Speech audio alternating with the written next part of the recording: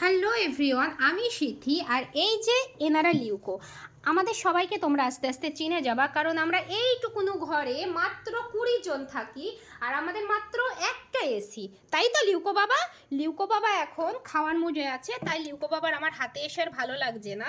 আর লিউকোর বউকে আমি রোগা থেকে মোটা বানাতে পারলামই না। ওই দেখো, লিউকোর বউ খায় কিন্তু তারপরেও লিউকোর বউ এরকম রোগা পচকা কেন থাকে আমি সেটাই বুঝতে পারি না।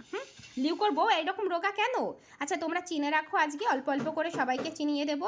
এটা হলো লিউকোর বউ, আর এই যে আমার কালোটা হলো আমার লিউকো বুড়ো বাবা। এটা হলো আমার বুড়ো বাবা। এই মুহূর্তে এখন খাবার জমিয়ে রেখেছে মুখের দুপাশে, তাই লিউকোকে আরও বুড়ো লাগছে, তাই তো?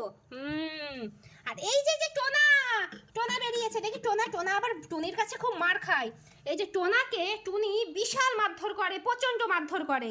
এর নাম হলো টোনা।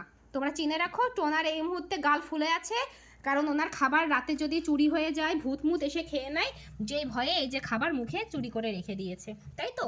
আর সবাই যদি খেয়ে নেয়, উনি যদি না পায়, কই সে টুনি কোথায়? এই যে টুনি, আমাদের টুনি দেখো, প্রচণ্ড খতরনাক মহিলা, যাকে মারবে না তারপর একদম শেষ করে দেবে। টুনির ধারের পাশে কেউ আসতে পারে না। টুনির বিশাল ডিমান্ড, খাবার সব একা মুখের ভেতর পুরলো, পরে যে টুনি ঢুকেছে। কই দেখি দেখি টুনি কোথায়?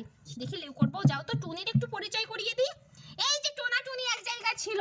টোনা টুনি তো ঝগড়া করতেই ব্যস্ত থাকে সব সময়।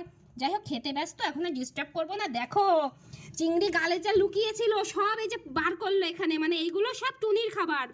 কারোর ক্ষমতা নেই এই খাবারে হাত দেওয়ার। ওই এই ঘরে রাজ করে কিন্তু, দেখে নাও ডন।